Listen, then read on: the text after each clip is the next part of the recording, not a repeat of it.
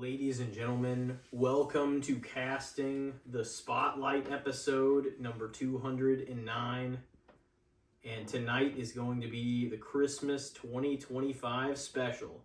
Along with that, we'll have to give a shout out to ourselves because tonight is the 100th solo episode in the history of this podcast. That's right. It's quite the landmark. Yeah. It really is, though. It's kind of No, wild. it is. It's a big one.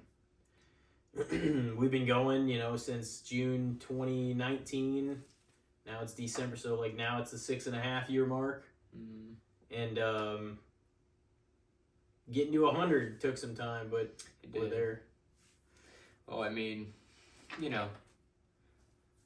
took a little longer than it might have because of our own, our own ways. Yeah. And how things just happen to go down in history. But we're here, and it just so happens to be the Christmas episode. So Merry Christmas. Yeah, Merry Christmas, everybody. So tonight will be filled with all the Yuletide business. In fact, this or that tonight is going to be Christmas films, basically the number 2 edition. Although what's funny is last year I think I put Christmas movies. So Christmas films. Either or, but tonight will be that on this or that, and I believe am I reading first? Yeah, you're reading first. All right. So I'm reading to you first. All right. And you have got, oh man, we'll see if you can deal with this. And I guess we talked a little bit off air about our Christmas lists and stuff. I've watched a lot of my faves already this year. Have you watched any of the Grinches? I'm gonna try to, but no, I haven't. There's that's the thing, is I always feel like I do this as I'm like, okay. I always feel like I do this though, where I'm like, oh, I still got, some time. And I end up putting more things that I haven't seen in the front end of stuff, in lists, and then in the back end, I'm like, oh shit, I'm trying to pile in some of my favorites because I'm running out of time. Yeah. You don't want to front load it and get to stuff too quickly, but then by the end you scramble and you're like, fuck, I'm not going to have enough time to watch all this stuff if I don't start. Yeah. It's just how it goes, though. But yeah, I just wanted to make that clear because I was like, that's not actually your thing, but we were kind of loosely talking about it. But you didn't mention Grinch, so I was like, I wonder if you watched any of the... I know you've seen them both, and the animated one. Many a time. Growing up and stuff, too. But yeah, that is not your main. But his measuring stick tonight that everything is going to be compared to in this segment. If you've never seen before, this segment is where we compare one thing to 10 other things, and we see how it does in basically that ratio. I mean, we've had some things beat down some opponents and get beat down themselves. That is true. So this will more than likely be the last this or that of the year. Oh yeah. So should very well be. Alrighty. Well, first off, your main is going to be a classic for you, the Santa Claus. Nice. I actually think I might have made that your main last year. So that's kind of funny. Oh, really? I think I might have. I thought maybe you made it with the Polar Express, didn't you? No, I know the Polar Express was in your list, but I was just looking at it to make sure I didn't repeat any of it. And yeah, let's see here. Just to make sure. Yeah, yours was the Santa Claus on mine last year. So, okay, wow. Maybe I shouldn't have done that then. No, I mean, it's kind of interesting, though. Because now it's the Santa Claus. That seems like a good measuring film because also our lists are completely different than last year's. So one isn't really even equal to the other. You know what I mean? Yeah. In a lot of senses. So, and this is another bit of irony here right off the bat. But first off, we've got the Santa Claus or another Tim Allen favorite, Christmas with the Cranks. Yeah, that was one that got critically just absolutely shamed. And it's funny because I didn't even know that growing up, and it was one that I watched in the house with my parents and brother and stuff many a times. And then I grew up and was yeah, I mean, this is kind of a silly slapstick sort of movie, but it's fun. Yeah. It's got Dan Aykroyd in there. I really like him. He's funny. And I mean, yeah, Tim Allen, you know, Jamie Lee Curtis. It's like there's some legends in there. Yeah. Really. But I really enjoy Christmas with the Cranks, but I'm still going to go with the Santa Claus. Yeah. Yeah, no, I watched Christmas with the Cranks this year, and I think it's exactly what you said. Like, it's a good slapsticky, just kind of, there's so much goofy, but if you really look at everything, there's going to be a little goofiness in some of the comedy stuff, you know? Yeah. Or even in hindsight that we see. I do think that one definitely has a touch of, just a pinch of just, you know, silliness, too. Oh, for sure. Some real silliness, but, like, it's always been fun. Like, because the other thing is I've never really been like, oh, this is one of my It's very a couple favorites. like really funny scenes though too. Yeah. Like with the tanning bed, like whenever they like come out in their little like Speedos and bikinis and stuff in front of everyone, and the scene where he gets Botox and he's like he can't eat. He's like keeps trying to eat like fruit and it's just like falling out of his mouth and shit. He's like stabbing his face with the Some of the scenes with Aykroyd were hilarious because he was just like that really, really just overbearing neighbor. Oh yeah. It's just like, dude, what the fuck do you even care? When are you gonna put up your Frosty? Your Frosty. I'll put it up for you. You like chasing their car down the street and shit. Yeah. No, that one's not bad. I would say it definitely gets probably a little too much hate, to be honest. But I watched it this year. Yeah, it was like it was some legendary actors in there, just like making a Christmas film and having some fun. Like, you know, I mean, it's not like this film was trying to fucking be nominated at the Academy or anything. Like, it's a Christmas movie it's like a goofy ass Christmas movie with some very notable names. Yeah. But the Santa Claus is certainly, in my mind, probably like through and through, probably a better Christmas film. Yeah. Probably so. Next up, we've got the Santa Claus or the Christmas Chronicles. Yeah, it's like one of the newer ones that kind of is like picked up some steam, but it is one of the better ones, so it's worthy of it. Like, Kurt Russell makes sense as a Santa Claus. No, he does. Like, that he would interpret Santa Claus now that he's older. It just kind of like fits him. But those movies were a lot of fun. Like, the second one was even fun too. Like, the interpretations of the elves were kind of silly, but they were a good time. I always like when because there's so many movies that incorporate Santa Claus at this point that it's like they all kind of have to find their own thing, their own like spin or their own like niche. Oh, this is what the elves you have to be like, somewhat different. Yeah, something has to be a little different. And I liked, too, in the second one, how it was like Goldie Hawn came in because they've been, like, a couple forever. So it was just kind of cool to see them as, like, Santa and Mrs. Claus. Mm-hmm. Yeah, there's some of the better modern movies, but I'm still going to ride with Santa Claus. All right. No, I would probably say the same thing. Next up, I'm going a different direction. The Santa Claus or Batman Returns. See, that's a different one because, like, growing up, I always watched Batman Returns, but I never watched it as a Christmas film. You know what I mean? Like, I knew Christmas was in there, but I was that kind of kid anyways that watched Christmas films.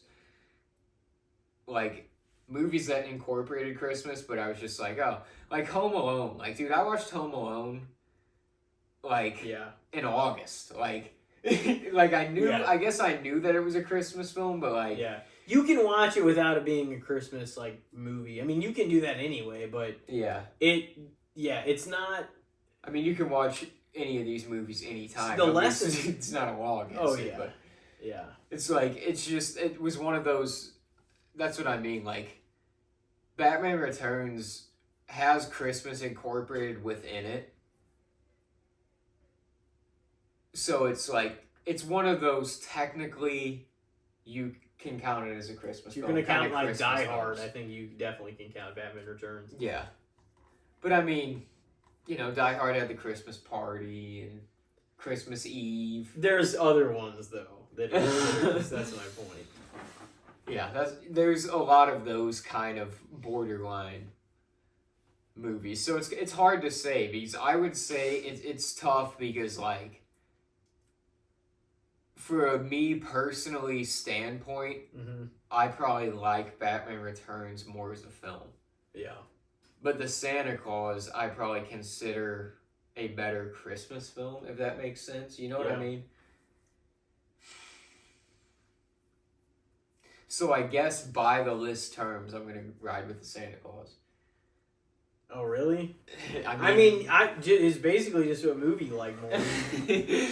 You don't have to. I mean, if you like Batman Returns more, I know.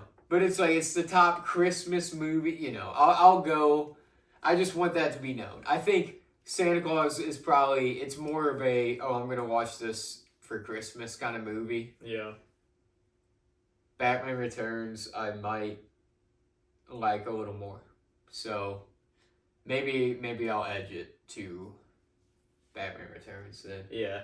I mean, to me, it's kind of like, you could say that, and like, I agree. I mean, it's more of a, but I do think at the core of it matters what movie. I mean, it's not like I'm going to stretch it and be like, oh, well, if there was a Christmas tree on a TV and something that we were watching, then that's, it has to be. No, I watch definitely the Christmas backdrop films of, on my movie list like every year.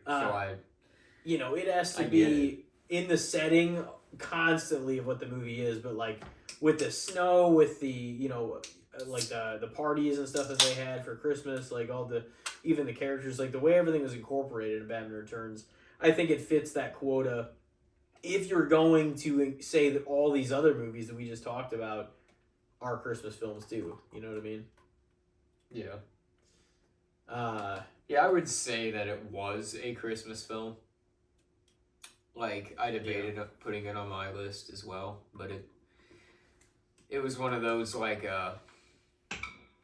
where it's like, it is one, but it's not as much of one, I guess. You know what I mean? It's a borderline film. It's a Batman movie first and a Christmas movie, like, second. Yeah. You know? For sure. But, I don't think, exactly. I mean, like I said before, it's like if you're going to stretch it with some of these other ones, you got to, I think, incorporate everything. Because the Home Alone story easily could have been told Burton was just doing without Christmas stuff. The Home Alone stuff could have easily been told without it being Christmas, if they had wanted to. You know what I mean? Taking a trip and doing. So you're taking Batman Returns? Yep. All right, 2-1 so far. Next up, we've got The Santa Claus, Tim Allen, or A Christmas Carol 2009, with Jim Carrey voicing Ebenezer. Yeah, I got some nostalgia for like both these movies. So, I mean, A Christmas Carol is like one of the most remade stories of all time. You know? There's so many adaptations of it. Over 100. But there is plenty of good ones, and I think that one, the 2009 one, and the George C. Scott are probably my favorite ones. Yeah. My parents really liked the Patrick Stewart one, too. I think that was like the early 2000s. What's the 50s one that you were talking about? That's 55, you Alistair, it's like 51, I think. His name's like Alistair Finney or something like that. Alistair Sim. That's what it is. It's black and white. But, I mean, it's just like very classic Christmas Carol. Yeah, the George C. Scott one got like amazing reviews. And it was like, I did think he just played that role so well. And like, whenever, because he's so villainous, and I mean, you saw in The Hustler and like some of the stuff that he's been. I think he just has General that, like, Patton Stone Cold was a perfect casting. Yeah, that's like he has a Stone Cold way. Just a Stone Cold persona. Like he's just like he kind of has that bitter, nasty look if he wants to give it anyway. So it just makes sense that he would fit right into that. Yeah. But I really, yeah, like I said, like I really like the '09 Christmas Carol. It's like, it is up there for potentially, it probably is my favorite adaptation if I really had to say, gun to my head. A lot of people really like the Muppets. Gun your head over that. Yeah. What's your favorite Christmas Carol? The Muppets version, though, like, I think that might be my mom's favorite. Like, I know a lot of people really hold that one in high regard, and I really like the Muppets, too. Like, I grew up always watching that one, too, so I mean, it's one that I've seen so many times, and I really enjoy it because I like the Muppets, but it feels more like an acquired taste to me. But I guess a lot of people really like the Muppets, so. Yeah. All this rambling to say, Christmas Carol '09 for the win. Really? Yeah. Oh, man. 2-2. All right. Next up, we've got The Santa Claus or Why Him? Why Him is a lot of fun. It is. I watched it. I watched that too. Like a week or yeah, maybe this last weekend. Yeah, that's one that's like just. It delivers on exactly what it promises. Like, you're like, oh, it's James Franco and Bryan Cranston and their shenanigans, like, mixing in a film. What do you think's gonna happen? And that's what it is. Basically over set the holiday his daughter. setting in the midst of that. Yeah, the holiday, they played all the songs, like, when I watched it back, like, I'm like, they definitely made that a through and through, like, holiday movie, though. I would say, if we're kind of even comparing, a lot more so even than Batman Returns. You know what I mean? So, like, I think that's definitely considered, and it's usually listed under their I would say it's a holiday film. Because it all took place during then as well. But yeah, that's a unique one. Yeah, I would, that's kind of one I would say is a little underrated of a movie, really, because I feel like James Franco, his filmography, and Bryan Cranston's, it's kind of just like not really that talked about for them, you know. There was some people that thought enjoyable during that era and stuff, and some people like really liked it. I haven't heard anybody say it was bad, really, but it kind of I remember that being one I showed like my parents, like that was one I watched with them. Yeah, I really liked it, but I'm still gonna lean the Santa Claus. Oh, really? Yeah. Anyway, you're taking the Santa Claus over Why Him, huh? Next up, we've got the Santa Claus or the Polar Express. Oh, like this isn't an easier decision. See, here's the thing. I feel like I definitely hold the Polar Express in higher regard than you probably do. Yeah. I mean, I watched it last year. I didn't make time for it this year. I really like the Polar Express. It's up there for me quite a bit. I mean, it's honestly probably one of my favorites. If I'm being honest with you. God. It probably really is one of my favorites. It's my grandpa actually and Linda I think like it. We were like talking about it the other night, and I'm like, I think that one kid was fucking annoying though. I mean, I want my present. Some people really don't like the kids, and I get it. Yeah, well, like him, I didn't really hate any of the other kids necessarily, but he was annoying. I didn't even hate him, but I mean, yeah, he was meant to be annoying though. You were not meant to like that. Nobody's gonna give you your fucking present, man. Exactly. Santa even kind of fucked him over. The one present he opened was socks or his underwear. Good. So it's like, yeah, fuck you. See, that's what you get for sneaking in here and digging in my bag when you're supposed to be down there. I think part of it... Hopped on the Polar Express and he was a greedy fuck the whole ride. Oh, man. What are you going to say, though? No, that wasn't one that I watched. I did watch it growing up. I saw it a few times. We watched it at school maybe a few times.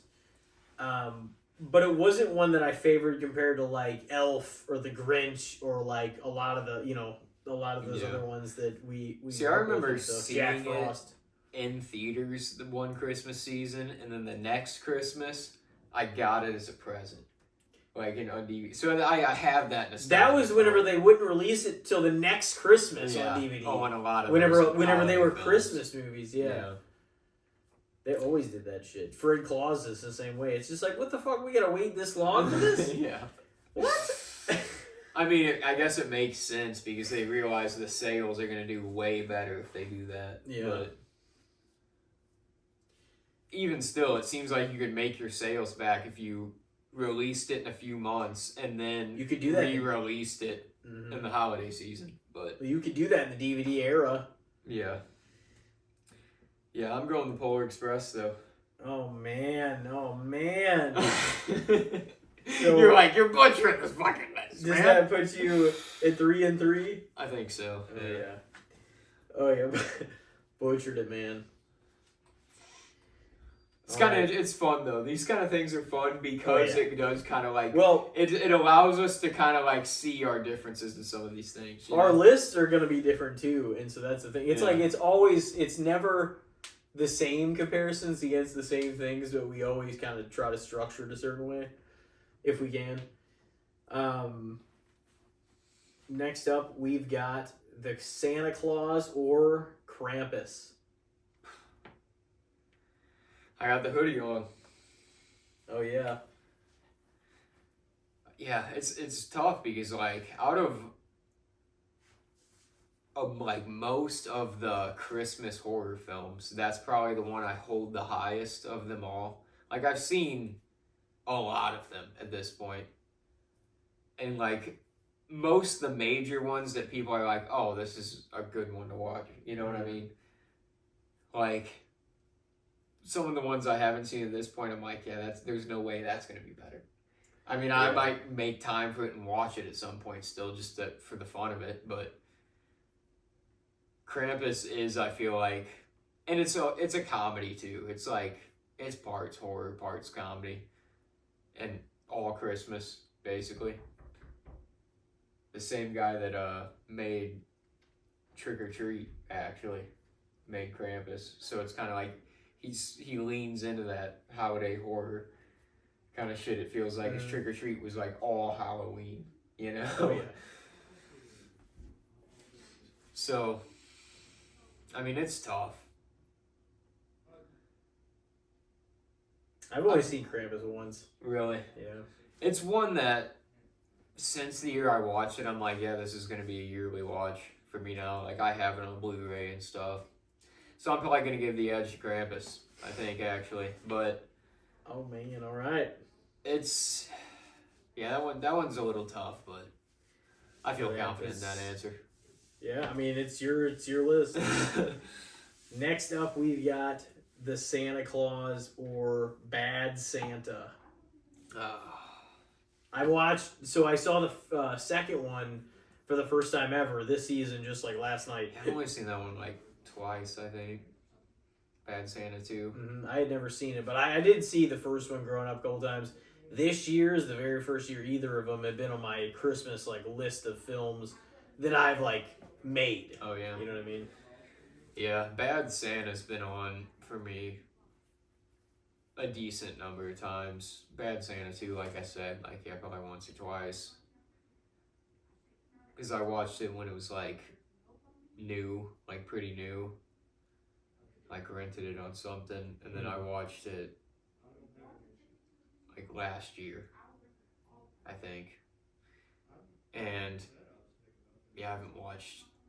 But besides that, I'm like, I mean, it's not bad. Like that was another one where Bad Santa 2 like really got shat on by everyone. They're like, fuck this piece of shit. But it was kind of like, I don't know. I mean, I feel like it's what you expect. It's basically it's basically the same.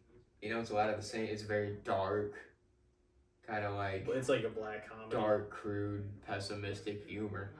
You know, that's what Bad Santa is, basically. That's the point of those movies.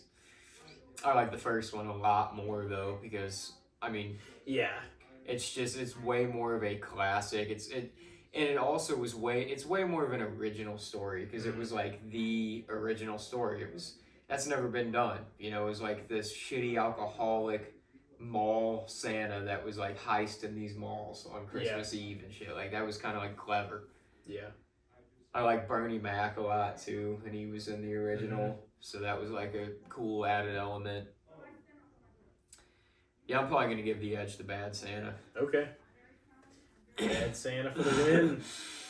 This is making Santa Claus kind of look rough. No, it's like the thing is, the Santa Claus is good, but there's a lot of stuff that has come out that is like really entertaining, really funny, really good. You know what I mean?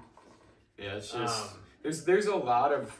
That's the thing. I think about this every Christmas season when it rolls around. I'm like, man, I really love the Christmas season, and there really is a lot of good Christmas content. Like Christmas movies, Christmas episodes on television shows. There's just a lot of good content out there.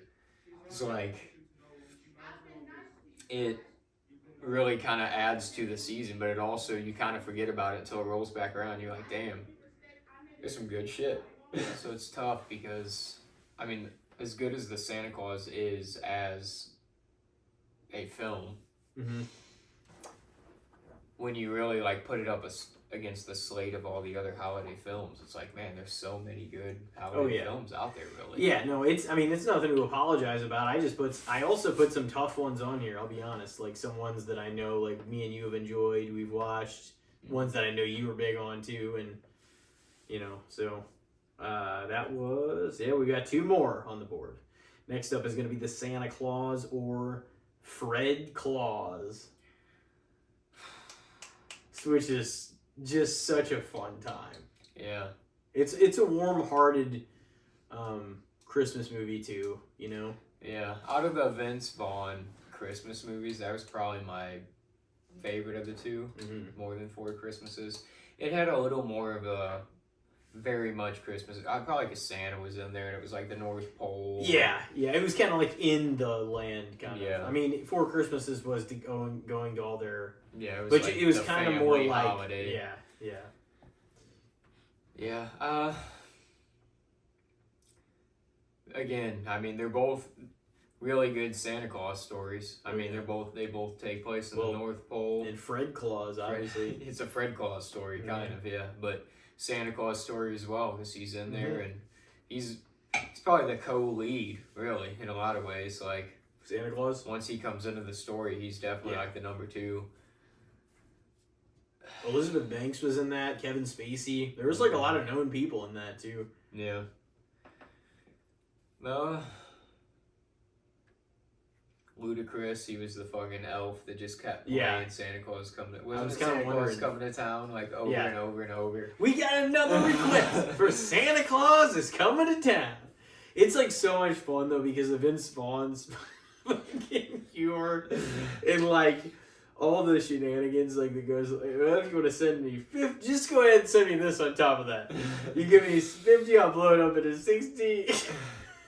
Like it just, he's just like the fast talking humor, like the fast talking, like rambling, stumbling over his words kind of humor. Trying to like talk you into shit. Perfect like salesman. You don't even know what you signed on to before you do because the way he is. Yeah, he's that guy. But he's so much fun and like I do feel like that movie is a lot of fun because it's kind of like it does something that it's definitely a little underrated in my eyes. If this were Good, the Bad, and the Shits, which we may have talked about it before. I think it's heartfelt at the same time being such a Christmas comedy. You know what I mean? So it like perfectly balances that, and I really think it gets swept under the radar because, you know, unless you're vehemently against Vince Vaughn for whatever fucking reason, I don't know why you would be. It's a fun time, you know. It seems like every one of the comic actors have haters, like because it's humor subjective and like some people just have never seen it. Yeah, too. Like there's people that don't like Vince Vaughn, people that don't like Jim Carrey, people that don't like Will Ferrell, people that don't like Adam Sandler. Like there's just Jack Black. He's another one I know some people don't like. It's just like if you're one of those kind of guys, you're definitely gonna have haters. You're gonna have people that love you, like fans that'll watch anything you're in. too. That's man, it's tough because the same can be said for the Santa Claus too. It's like one of those like, it's a comedy. Like Tim Allen definitely shows his comic chops in that, but it's a through and through Christmas film as well. Did you know the Santa Claus was originally supposed to be a lot darker of a movie, like the original script, before Disney bought it? Originally, Tim Allen's character was supposed to be like, Scott Calvin was supposed to be like this kind of alcoholic divorced dad who was like real focused on business and kind of a shitty dad. Yeah. And he like got his kid on Christmas and like didn't really give a lot of effort. And his kid goes to sleep and he hears some shit on the roof. And he like is kind of hammered, so he's like goes out there and fucking ends up shooting and killing Santa Claus, like shooting him off his roof and killing him. And that was the original script. And then Disney bought it and they're like, yeah, we're not gonna have you fucking shoot Santa Claus, dude. No. But still, I mean, it's kind of the same because he like scares him off the roof and he falls off and dies. I mean, they refined their original idea, obviously, because that was way too like heinous. I mean, it's still pretty like, damn, like he scares him, he slips and then falls to his death. Like, that's what happens. Man, this is a really tough one, to be honest with you. Oh, yeah.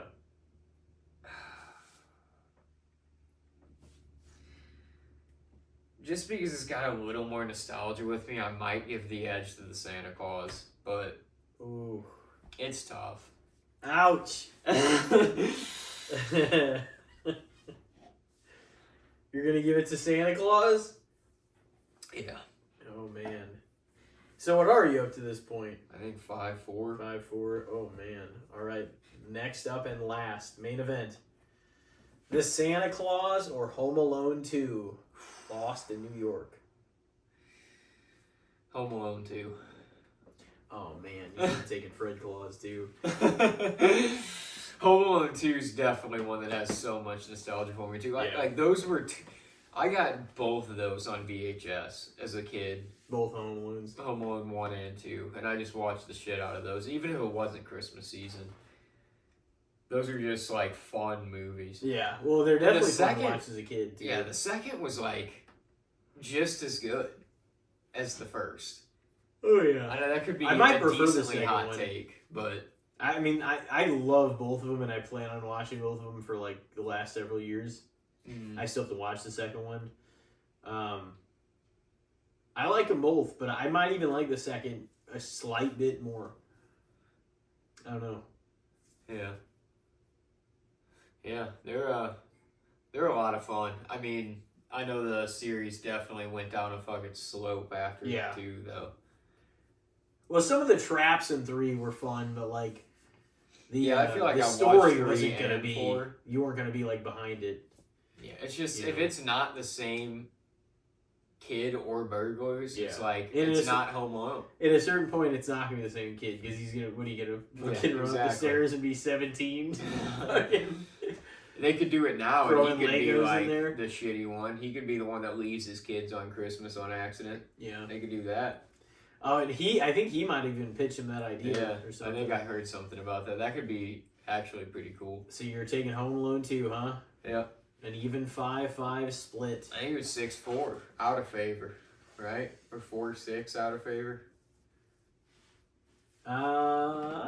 No, I think you took, because it was 5-4 up to that point, I'm pretty sure. Yeah. You took it over Christmas with the Cranks. You took it over the Christmas Chronicles. Yeah. You took it over... Did you take it over Why Him? Mm-hmm.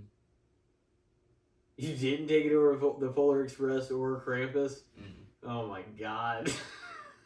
You did fuck this list up. Hell no, I didn't take it over them. Are you kidding me? It would slap the fuck out of the Polar Express. No. Bad Santa. You took Bad Santa and you couldn't take Fred Claus. Yeah, I took Bad Santa, but not Fred Claus. That's fucked up. So it was 4-6 out of favor. And then Home Alone 2. Yep. Oh man, you fucked up by not taking Straight Claw. The other ones I could probably I could get behind. You could live with. And then I would have it slap the fuck out of Polar Express too. Oh. There's a few changes in there. I would agree with some of the ones you I would definitely take it over. Like the Chronicles #1 was pretty good, but I would take it over that. I would take it over some of the other ones that I put on there. Krampus, I've only seen once, but right now it would have to be by default the Santa Claus. Yeah. It's probably worth another viewing though. I thought about it. I considered it. I had to leave some out this year too though. I mean, I dropped some of the ones that I've been watching. Like I usually watch Christmas Vacation. I was like, maybe I'll skip it this year. Because I know I've watched it the last several years, but I mean there was a few. I watched Polar Express last year because it had been a while, so I didn't have it on this one. Prancer, I watched that. Didn't watch that this year. Yeah, that's one I definitely saw more as a kid. I haven't seen it in a while. Well, next is your list. Are you ready for it? The old Jingle Bells. Oh, what fun. Your main is going to be The Night Before. The Night Before. I think I skipped out on that on my list because I think I put it on yours last year. Yeah. All right. Man, that's so, okay. How will it fare? Just watched it yesterday. Well, yeah. There you go. So The Night Before. Or one of the newer ones. The Rock. Red one. Oh. The Night Before. Did you watch Red One yet?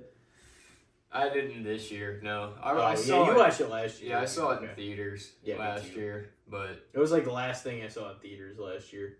Yeah, I think me too. Yeah, Red One was a good time. I don't know if it's going to be... You know, I'll get around to it at some point, but it's not like... I don't know, per se, like an instant classic for me to be like, oh, I'm going to revisit that one all the time, you know? I'll probably watch it again, though. It's not a must-watch on, like, the list every year. But, yeah, I'll probably revisit it. Just because it's a Christmas movie. And, like, yeah, you want to keep it fresh, too. At some point. Switch some stuff in and out. I want to see it again. Alright. So, The Night Before for the win. Next up, we got The Night Before, or we got a classic, Frosty the Snowman. Some movies you would never think to compare those. Never. Definitely never. The Night Before. Because, like, I know Frosty's a classic, but it's pretty short. It's not... Like it's really good, but it's it's one of those things because it's fair to put even the classic Grinch in there, but that's also a really short one, like Jim Carrey's would have more weight with me than that one in ways, and like I grew up with that one just as much too, but it's just so much more depthful and there's just so much other shit going on.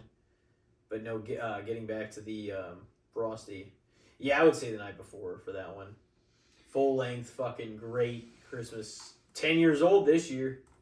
It's crazy. Yeah. Alright. So The Night Before for the win. Yep. Next up, we got The Night Before, or we're going to be talking about the remake in the movie segment. So the original, one of my favorites, Miracle on 34th Street, 1947.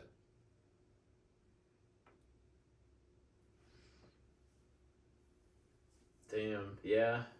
Yeah, I rewatched that one a little before we watched the 94 one, which we'll be getting to later. I watched those within like 2 days of each other, actually. I wasn't planning on it being that close, but then it ended up that way. Man, yeah, that's tough. I mean, The Night Before, like, obviously the original has so much, like... not just nostalgia, but it's one of the great Christmas classics, like the It's a Wonderful Life and movies like that. Yeah.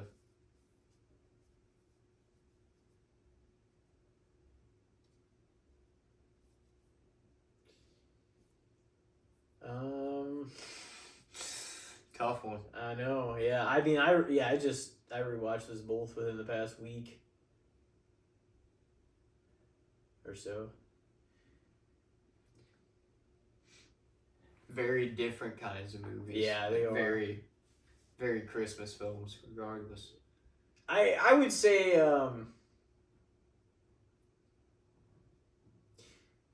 probably Miracle on 34th Street, 47, because it's like legendary. You know what I mean? It has like a lot of weight.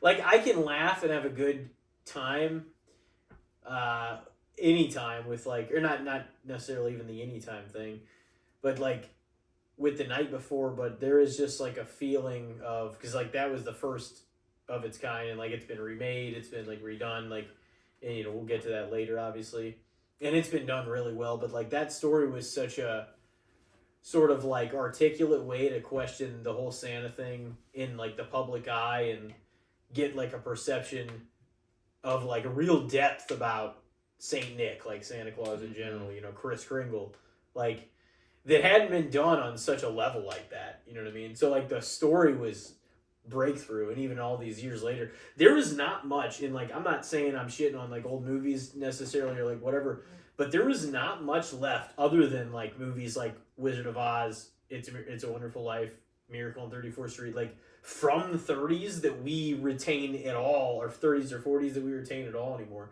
Those are some of the ones that have remained strong. But there's so much stuff now that's just been so swept because, like, especially when they were just silent films. Yeah. You know, you're not going to reflect on those the same way. Like, some people that are really film addicts will look into the stuff and watch it, I'm sure, but...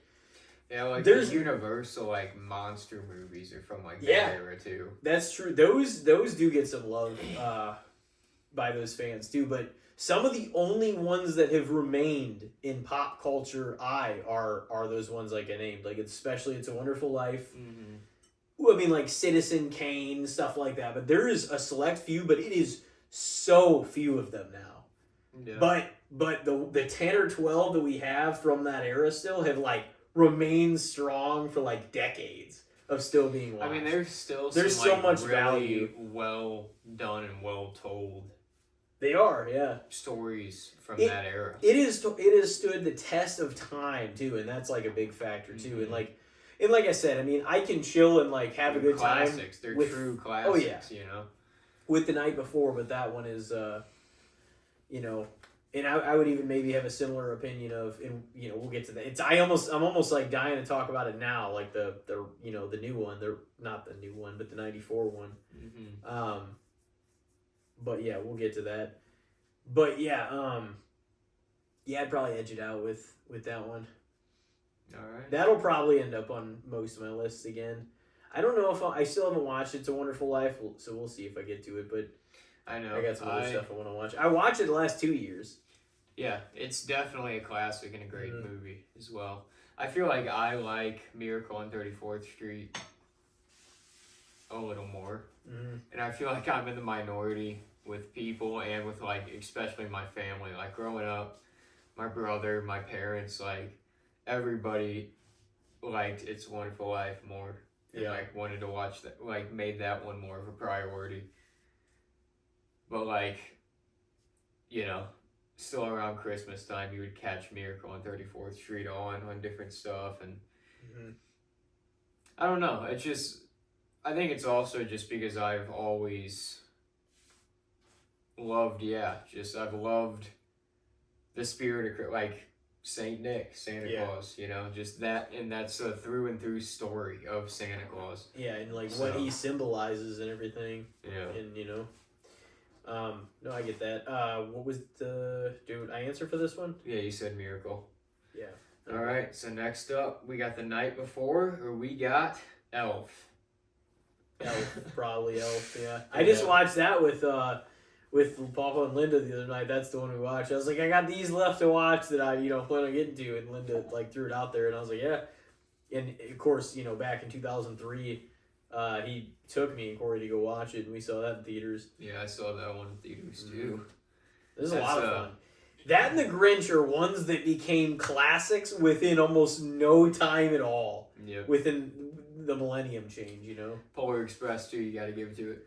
It's not on that level. Oh, I mean, it is. But people hold it in that regard. It's up there every year. People hold it in some regard, but I wouldn't Polar say it's Express train rides. I would it's literally a thing every year. I wouldn't say it gets it's brought back up every year.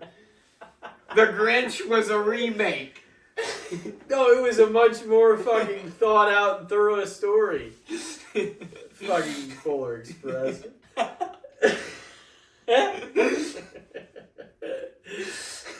Oh man. So we're taking Elf.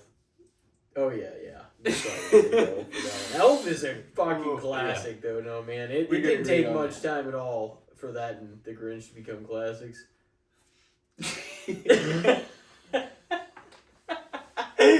Had to get that in there. Alright. You know it's true. I mean, but what do we, like, think about any movie that's held up besides those trio of movies in the same regard as those three. The Polar Express is in there because none of them... Dude, Polar Express would get slapped the fuck around by Fred Claus, by The Night Before. It would not, though. By fucking all those. By Jack Frost. It hasn't held the test of time. Not that those are bad movies. Oh, man. This guy, he just hates on the Polar Express. No, dude, I watched it, man. I'd seen it growing up. Dude, I saw, and you know this is lunacy. What I'm about to say. I saw somebody, like, or no, it was one of those posts on Facebook that are like, best this, but it can't be this. Best wrestler, but it can't be this person. It was like, it had the audacity to say, best Tom Hanks movie, but it can't be Polar Express. And somebody, I'm like, glad he said it. The whole room's thinking it. I'm glad somebody said it. He said, why in the fuck would it be the Polar Express? Exactly. He's had a million great movies. I mean, yeah. What the fuck? That's the thing. Tom Hanks has had a ton of great movies, and also that's an animated movie. Yeah. So. But that's what I mean. I'm like, what? That's your favorite Hanks movie if you've never seen any other Hanks movie. Yeah. What do you mean? And see, I don't think Forrest Gump's his best one, but that's still better too. I mean, a lot of people would say that, though. That's a credible answer. It's, it's the lazy answer. It's the I've only seen this in the Polar Express answer. That's what it is. The Polar Express, though, great film.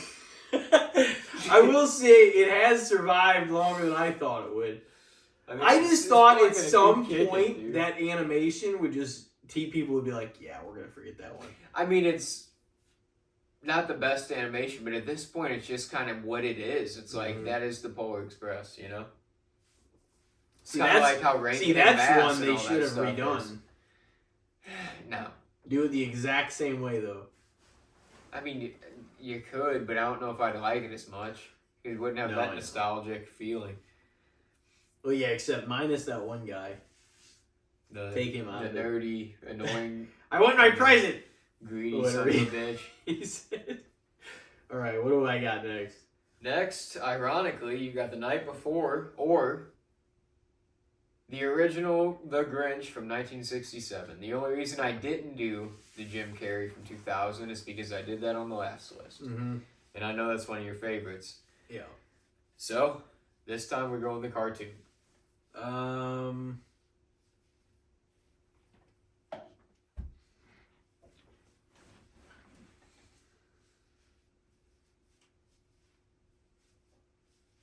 It's so funny though too because it's weighing like an hour 41 compared to like a 26-minute cartoon. Yeah. But it is. It has a lot of Very equity. iconic. It has a lot of equity in my childhood. That's what's tough because like the full and they're length... true staples of the season, like Grinch, Rudolph, Frosty. Oh yeah. Santa Claus is coming to town, like That's Charlie tough. Brown, Christmas. I think staples. Because of the deep-seated nostalgia, especially like the one I shared with my grandma for that original Grinch movie, I think I'm gonna have to rule in favor of the Grinch tonight. All right. So, yeah. The Grinch for the win. Next up, we got The Night Before, or we got Krampus. Yeah. So you've only seen it the one time. Yeah, so I'm going to probably go with The Night Before on that one. I will watch Krampus again. I was thinking I might give it a shot this year again. I just have, which probably would be ideal. I could, try it if I had time. But we'll see. Still got a few more days left. By the time we drop this, we'll have almost no time left, if not 24 hours. So, but yeah, I'm gonna rule in the favor of The Night Before. I mean, I didn't really dislike Krampus. I feel like I should watch it and pay a little more attention to it than I probably did when I was watching it. Yeah. To kind of give it a fair assessment. I wanted to watch it, but I saw it was coming out actually way back when. When did that come out? In 2013 or 14? Yeah, I thought it was 14 or 15 maybe. I saw the trailer for it and I remember kind of wanting to watch it. And then I didn't even see it until 2023. December 4th, 2015. So, anyway. So you're going to go The Night Before. I am. For the win. Next up, we got The Night Before. We got The Christmas Chronicles. The Night Before. Yeah. I did like The Christmas Chronicles. I thought Kurt Russell was a viable Santa Claus. So much so they made a sequel. Which, I mean, I did like the first one, I think, a little more. They were both fun. They were both, It was kind of nice and, a pretty cool thing, for them to sing. We were talking about the "Oh Christmas Tree" song. Yeah. On the last solo. And whenever it was kind of in front of the beach, because it's just it's still kind of what it symbolizes, you know what I mean? The unity and family and the day of celebration and stuff. Whenever they're singing on the beach in the second one and stuff. So I was like, see, I can see why it was used effectively. Same as how I said it was used effectively in Fred Claus Silent Night was, at the right time, after the, Fred taking the reins, Santa couldn't fly the sleigh that night, so he's like, I'm gonna do it then, and after the mission was completed, they sat around the globe watching kids all over the world, open their Christmas presents, and and then it played. It was that was well executed, how the scenes played out, gives you that warm fuzzy Christmas feeling, Yeah. There always needs to be that positive payoff in a Christmas film. Yeah. There's always that moment of stress and anticipation, it feels like, in the Christmas film. There's gotta be the moment where you're like, oh shit. Are we gonna make it? Is Christmas gonna be alright? Yeah. Are we gonna miss miss it? Comes down it? to saving Christmas, usually. And then it'll work itself out. Yeah. And it's the payoff, and then Christmas morning, and then everything's good and happy. And that's what makes it. That's Christmas, Yeah. But you're going with The Night Before for the Christmas Chronicles. Yep, The Night Before. So next up, we got The Night Before, or we got Prancer. Probably The Night Before. Still with that one. I watched Prancer, I remember a long time ago seeing it, I don't know how early we saw it, if it was elementary or middle school or junior high. But I do remember watching it in school for the first time. And then I didn't really revisit it until a few years back, and then I think I rewatched it again last year. But it is an enjoyable movie. I really like Sam Elliott, the little girl, I forget her name, did a good job. Oh, yeah. But it was a fun, it's kind of about a reindeer, and so. Yeah, it was about Prancer. That's kind of cool. It was a different. That's how it's a reindeer story. Yeah. Yeah, that's what I said. They should make some more stuff about them. Or more things where there's certain things where you sort of see their personalities a little more, Mm-hmm. All right. Next up, we got The Night Before, or we got Scrooged. Probably The Night Before. Ooh. I know. You jabbed me multiple times on your list. But I do enjoy Scrooged. I watched it again this year. I know you showed me it probably several years back for the first time, and I've watched it on probably most Christmas lists since then. So, yeah, that was Bill Murray's. Like that was when he was on his Bill Murray show. Yeah, sure. It was for sure. But it's like, yeah, it's sort of his Christmas movie. It's his Christmas Carol. Yeah. At some point or another, a lot of those guys got their Christmas film. Even like Jack Black got that Dear Santa movie that we were talking about. Yeah. That got shat on. Just like last year. I didn't think it was that bad, actually. I didn't think it was horrible. Yeah. But yeah, I did enjoy Scrooge a lot, and it did have a payoff. Bill Murray's, of course, either get his comedy or you don't. And, like, I'm still kind of in between. Like, not really, like, because I acknowledge that he's definitely funny. Even growing up, like, seeing him in some of the stuff. But I really do like Scrooge. It's a fun movie to watch. Yeah. During the season, of course. It's another spin, of course, on A Christmas Carol. He's like a rude prick. Oh, yeah. For the majority of it. Oh, yeah. Nobody really owes him shit. Like, and then at the end, he comes back and... Yeah. He's a decent guy. Yeah. Tries to be. I mean, that's the thing. It's the Scrooge story. He makes up for it in the end. Yeah. No, it's a positive payoff. Yeah, it is. And honestly, like, in A Christmas Carol story is a beautiful story. Like, he just realizes, oh my God, like, I've been doing this shit all wrong. Like, what am I doing? Crotchety, yeah, penny pinching prick. Dude. Oh yeah, and he just completely flips his behavior like till the end of his days, and befriends Tiny Tim, helps take care of him. Yeah. He's a good fucking. Tiny Tim lives because of him. He does. Yeah, it's a great lesson movie, and like a lot of the great Christmas movies are, Yeah. So. But you're taking The Night Before. I am. All right. Well, last but not least, we got The Night Before, or, ironically, close title, The Nightmare Before Christmas.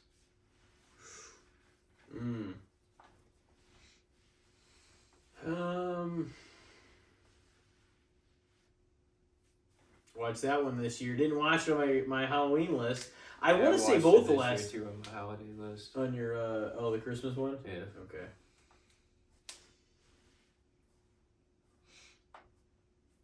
Man,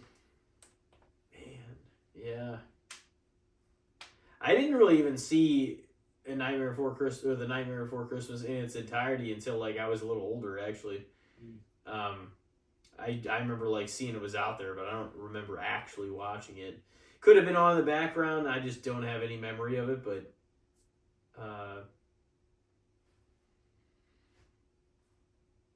it's a tough one. Yeah. Dude, I didn't know a bit of a tough one. I figured this one would be kind of a tough one. I think I'm gonna actually go with The Night Before. Ooh. All right. So The Night Before did quite well. Actually. It did really good. 7-3. Ethan said that was actually like his favorite Christmas movie. I'm pretty sure. The Night Before is his favorite one. Yeah. Wow. Nice. No, it's a great one. And like 10 years old now, but I definitely still think it holds up and is hilarious. So, The Night Before. What did it do? How well? 7-3. Oh yeah. Okay, it did a pretty fairly good job there. Are we gonna talk about these movies before we go to break? No. Do you want to? We can. We're already kind of in the Christmas vibe anyway, and then we can just come back in. You might as well. All right, what are we going to go? The Christmas horror route or the Miracle on 34th Street 1994 route? We kind of already dug into Summer Miracle, so we can kind of go that route first if you want.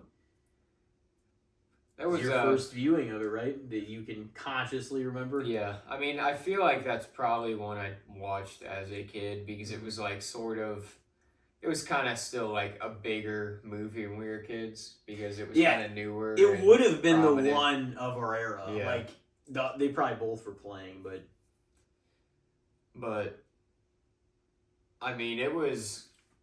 it was definitely a good and fresh take on it. It was a lot of the same story, but they added in some of their own elements, like, and it was Richard Attenborough. Isn't he the guy that does a lot of the like nature documentaries and stuff? It is. Yeah.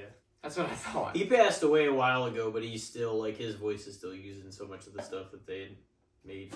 He just got like a nice voice, you know. No, he does, and like it's a gent, and you know he had like a gentle warm. He possessed all the qualities of like the guy, you know, like in the original, like in those types of ways. That's why I'm like, because I'm like I don't want it to necessarily be a comparison. You're gonna obviously naturally do that, but at the same time, like the '94 one, I felt deserves to stand on its own 2 feet in a lot of ways because it was such a warm, like modern take on it. Like that whole movie was just, it's such a nice like watch to like embrace and like kind of gives you only like a lot of the good things, you know, with the season and believing in Santa Claus and yeah, you know, like it. And it was like so much deep. Later. It was like 50 years almost after the original, where it's like at that point it feels kind of like its own fresh 47 years after. You know? Yeah. Ironically, 1947 and then 47 years later. But yeah, it's. I mean, I really enjoyed it because I really enjoyed the original, and it is a lot of the same story. But there's a lot more of, there is kind of a reindeer story in it a little bit more in the 94 than the 47, because he goes and like visits the reindeer that pen. Yeah, it was. Bring it into court. And who did he take with him? Comet? Was it Comet that came to court? I think it was Comet because he was like feeding him outside. Remember? Yeah. And that was the they like brought him in. The courtroom setting, it's just like such a hilarious thought. It's like, oh, we're gonna actually have a courtroom like justification over whether Santa Claus is real or not. We're going to rule in favor or not of whether Santa Claus is real. And it's like, actually being put in that situation as that judge, it's like, damn, what do I do here? Especially if you are like a lover of Christmas, because you're like, I don't want to fuck this up. Like, I really like this holiday. I don't want to like ruin it for all the kids and shit. And that's even what they said. Like, they had their fingers in the business of it too. They're like, if you go out there and rule it, there is no. And that's what's honestly ironic, and it's weird because on paper it looks like, oh, we are doing this good thing too, but behind the scenes in like both of them, some of the people are like, you better rule that there is a Santa Claus, because they're like the fucking millionaires, the people that are trying to make the money off of our it. consumerism. Yeah. And the thing was, in both of them, they had just a natural. The Santa Clauses had such a natural like warmness, and just the kids were like flocking like to the malls to like come see them because they were the legitimate deal, you know. And like they had that, they just had something that like the typical mall Santa wouldn't have to like make you, you know, want to come back and make you feel good. And you know, of course, like the girl, like her mom was teaching her like, oh, he's not real and this and that, and you know, you shouldn't be believing in it. And she like she was curious, she wanted to believe in him, you know. And like she was convinced before it was over and stuff too, which was like a really cool, you know, there was just a complete shift of opinion after they got to know Chris, you know, in like real life and stuff, and just kind of be in his presence and everything. Man, he was away for a while. Like he fucking had to get that Christmas in shape real quick. Just like he was in that fucking mental institution and everything. I know. He had to get the fuck out of there. Get back to where he needed to be. Ride Comet. Yeah, I don't know how. Yeah, I don't know how things weren't like, or were on like still on track without him being there, but it always is on track though. He's Santa Claus. You know what I mean? He can spend so long in one location and still be like, all right, I gotta get going. Got a night ahead of me. It's like, you've been here for an hour and a half. Yeah. Like, oh, yeah. But, yeah, that's like... Miracle on 34th Street, that story is just like, it is the Santa Claus story in a lot of ways, you know? Like, it's the true...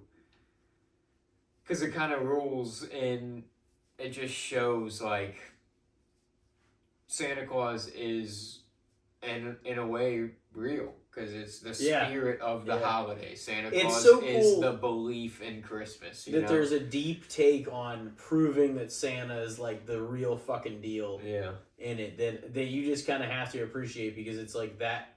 It's like on that sort of level in that story, like in favor of Santa, who's a huge symbol of, you know, he went into it in the 1994 one, like we played it last year.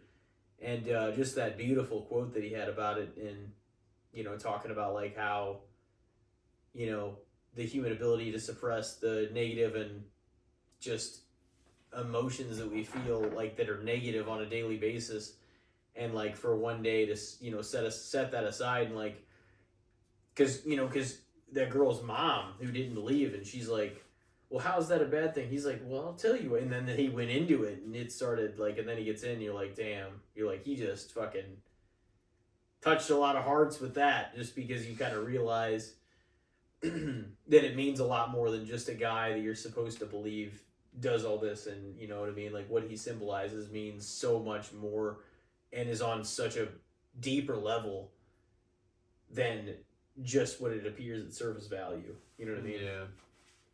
And that, like, means a lot, like, to me, because I'm like, you know, it kind of gives it more meaning and more purpose than just what you think, you know?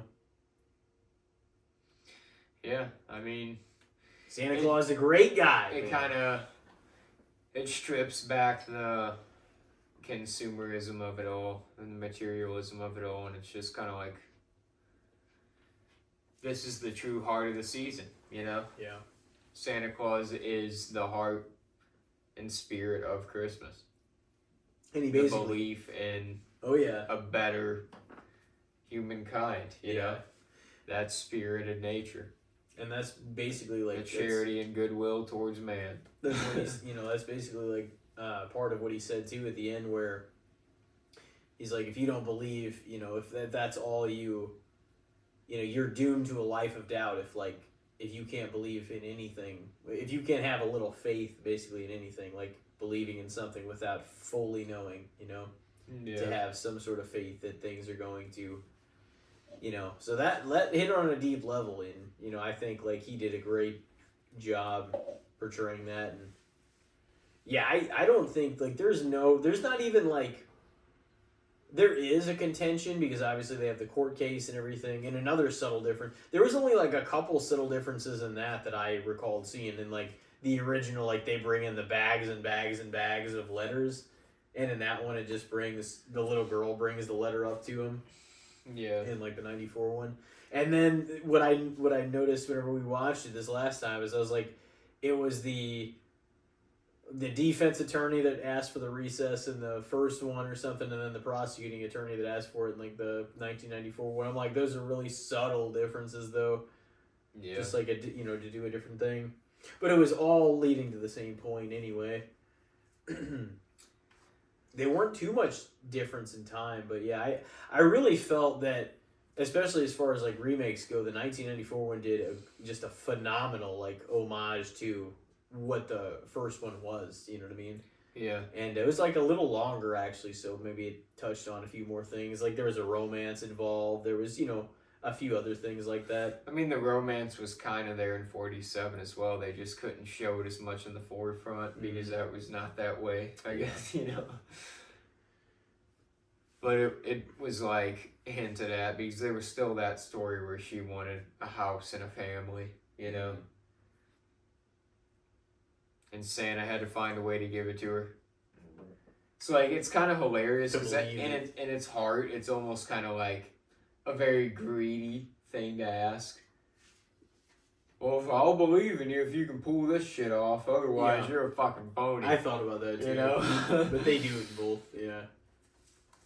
But, I mean, it's also done in such a... They do it in such a, like, well thought out way that it's, like, just, it's so well done. It's really, like, it is kind of a pure and beautiful told story about Santa Claus. No, it is. And then we got a not so pure and beautiful told story about Santa Claus on the other end of things with Christmas Evil. That was kind of like, I just thought that was kind of such a out there movie. Just because it's like, it's crazy that this movie exists. It's just an evil Santa movie from 1980. Yeah, that's what I thought was random too. I was like, I can't believe there's something that came out in that year when all these like slashers and movies were like starting to come out. That, because it seemed like the idea would have been somebody would have parodied that like later on. You know what I mean? And I mean, Silent Night, Deadly Night, some people would probably say was a more famous adaptation of the evil Santa Claus story. But I don't know. Like, I almost enjoyed Christmas Evil because, like, it almost felt more, like, heady. You know what I mean? More like... Yeah. More like, oh, this guy's a fucking psychopath who, like, truly wants to become Santa. Like, Silent Night, Deadly Night just kind of, like, played into the, oh, we're gonna be fucking grimy and gross and, oh, you're naughty. And, you know, that it was just kind of like the very cliche, this is what you would do for an evil Santa Claus story. Like, it almost felt like Christmas Evil was like... It was a little more thought out, for sure. Actual nutcase. Yeah. You know? Yeah. It played into it. Like, I wasn't even fully, like, when you were asking me, like, during it, you're like, do you blame the guy or do you... I don't know how you phrased it exactly. But I was like, there actually was a lot more thought put into that than you would think. Yeah, because first, you know... They made him sympathetic because, like... That was the thing. He truly wanted to be Santa. He was he wanted to be good to all the kids. He wasn't trying to hurt any kids. Like, even if he was creepy and weird with the kids, which he was. Yeah. Because he spied on them all through their windows and shit. And they fucking hated that. Because he wanted to keep a naughty and nice list to see what they were up to when nobody was watching. Because he wanted to really be Santa. He sees you when you're sleeping. He knows when you're awake. Like... He knows. Fucking watching with binoculars and shit.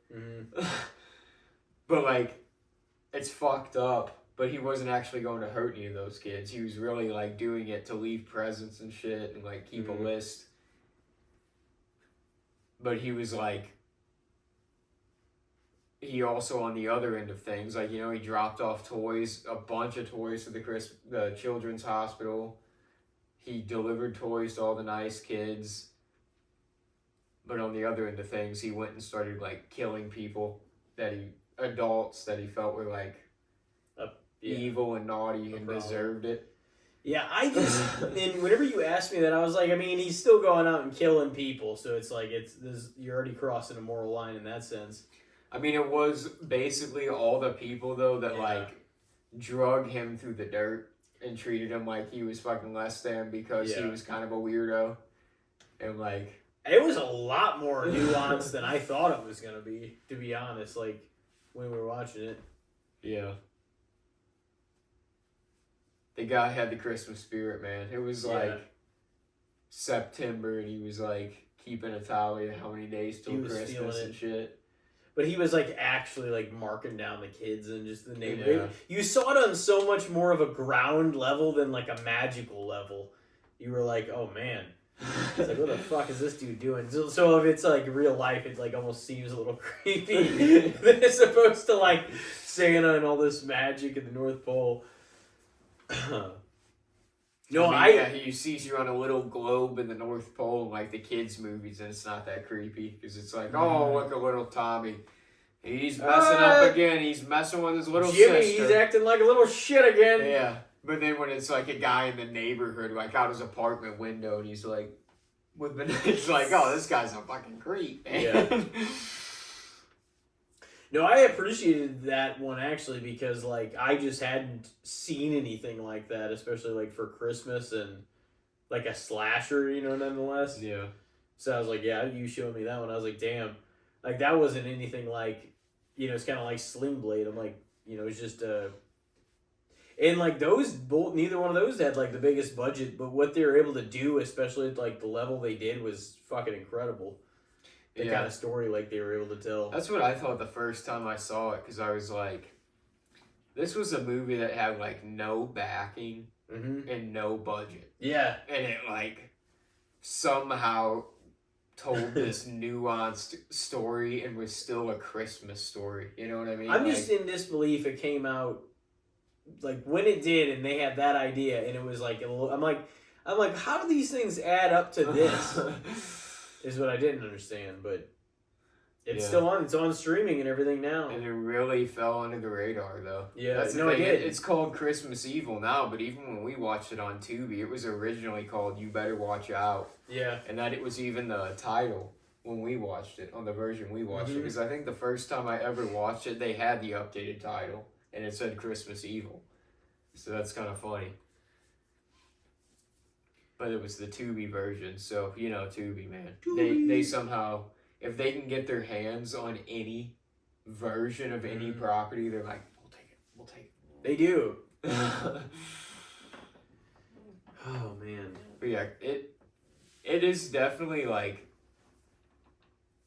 one of the more nuanced and interesting Christmas horror stories. It kind of flew under the radar too. Like I said, like Evil Santa Claus, Silent Night, Deadly Night, which came out like 4 years later, I think, kind of got a little more traction. But still haven't seen that. It was a little more cliche. I felt like it was kind of like, oh, a guy sees a dude dressed up as Santa do some evil shit. He starts doing some evil shit to people. That are naughty, and he's like he tells people naughty before he like does things, I mean, it's not bad either. It's a decent 80s Santa slasher, but I don't know, I just felt like I appreciated Christmas Evil a little more because it was first. It flew way more under the radar. There was no sequels. Like Silent Night, Deadly Night was like a series. They just had a remake this year. Yep. I have not watched any of the versions yet, but I had seen them all on there. Yeah, I saw the remake that came out this year was like at Ronnie's and stuff. I thought about going and checking it out, but I didn't do it. I might give it a watch at some point though, maybe next year or something. We'll see. It's a decent, like, that's the thing, like most of those Christmas horror stories aren't bad. Yeah, I haven't seen too many of them. Way more ridiculous ones than Did you watch Terrifier 3 this year? I didn't get to it. No, did you? No. Well, I watched it on my Halloween list because I was like, I'll just watch all 3 of them.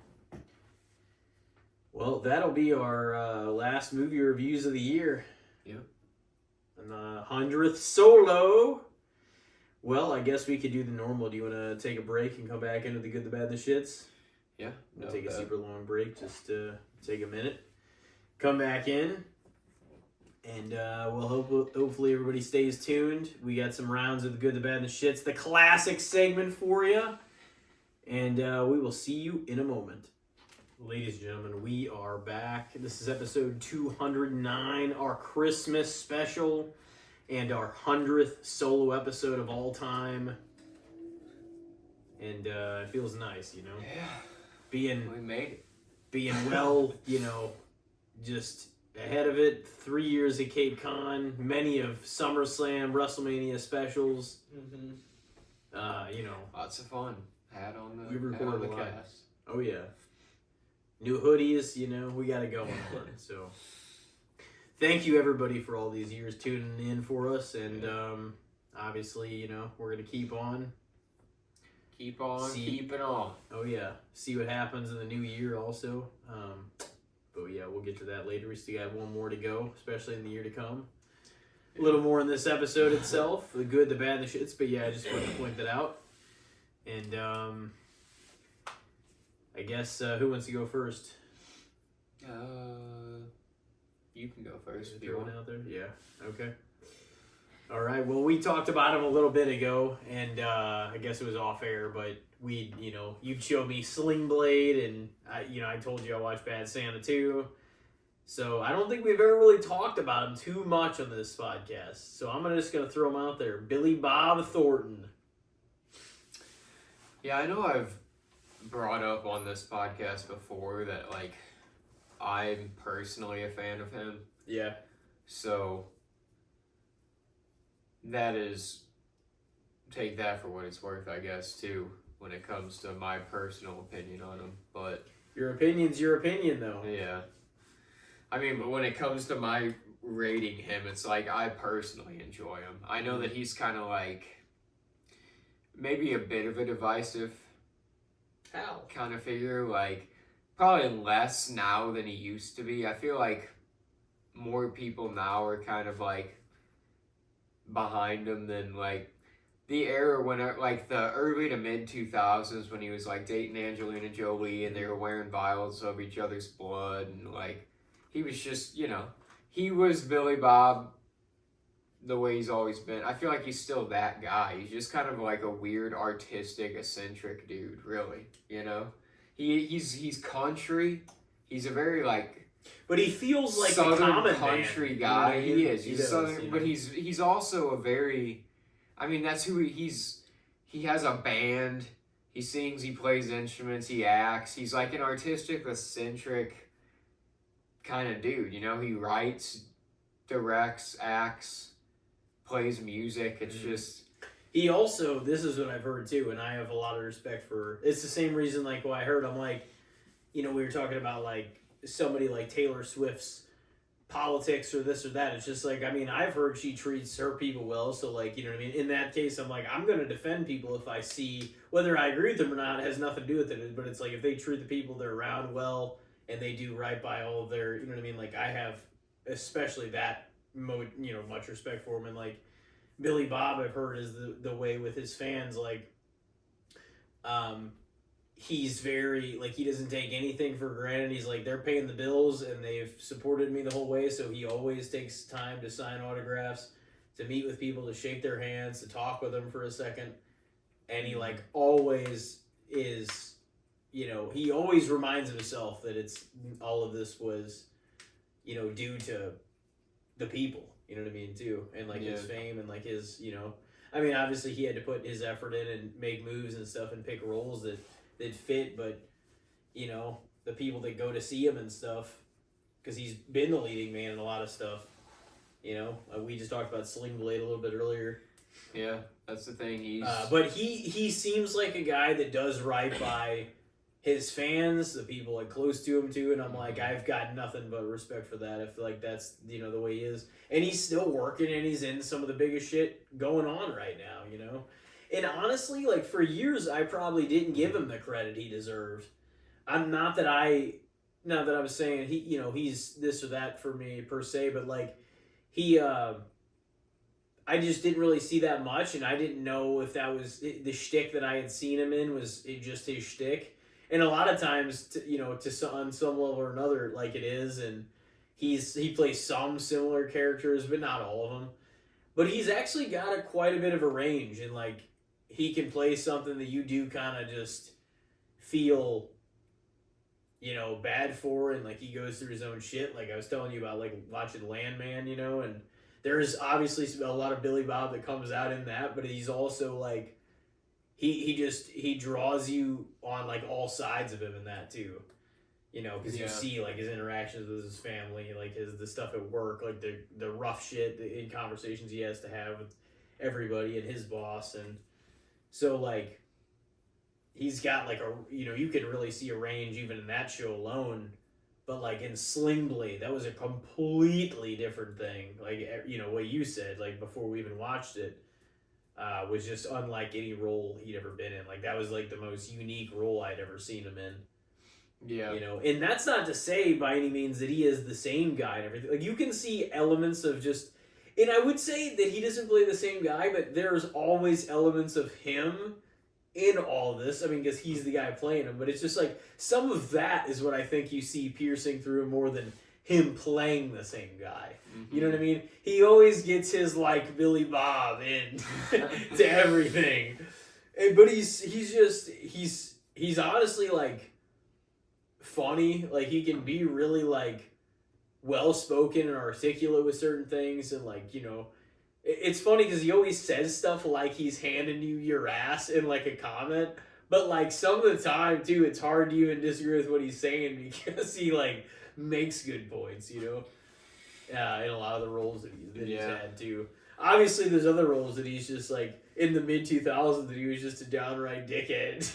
Well, he plays Mr. Woodcock and like different. Yeah, he's good at different kinds of things though, because he's good at drama roles and stuff. Like he can really find his wheelhouse in some of those kind of movies, but he's also Entourage. Good at, like, comedies and the Entourage movie. Things like that. He can play in a lot of different kinds of films. It works. He's kind of comedic and funny in his own kind of Billy Bob way, but he can also really like show like how good he is in some of his drama roles. Like some of even, I think like Monsters Ball was the name of the one with like Halle Berry and Heath Ledger. Yeah, Heath Ledger. I don't think I've ever seen it, but I know what it is. That one's pretty good as well. I know that there's one that I want to see that I've never actually sat down to watch. Who else? God, A Simple Plan, I think was the name of it. And that was supposed to be I think Sam Raimi might have been who did that one. I will say personally that especially this past year, it's funny that I ended up watching so much more stuff with him in it too. But I would say I have severely underestimated how good of an actor he really is. And probably how good of not that I doubted he was a good or a person or really had a perception of it, but, probably as a person too. But, like, especially his ability on screen, like, I've definitely, I never thought he was bad by any means. I just didn't know if he was, like, sort of the same kind of, shtick. And I would watch stuff with him. I never had, like, a bias against him, but I wouldn't go out of my way to. And then, like, this year, seeing so much different stuff that he's been in too, I'm like, I have really underestimated that guy. Mm-hmm. Like, what he can do and what he can play and how well he can play it. Like, I really have. So I thought that would be interesting to bring up because he's also played in, both Bad Santas and it all kind of relates to. Yeah.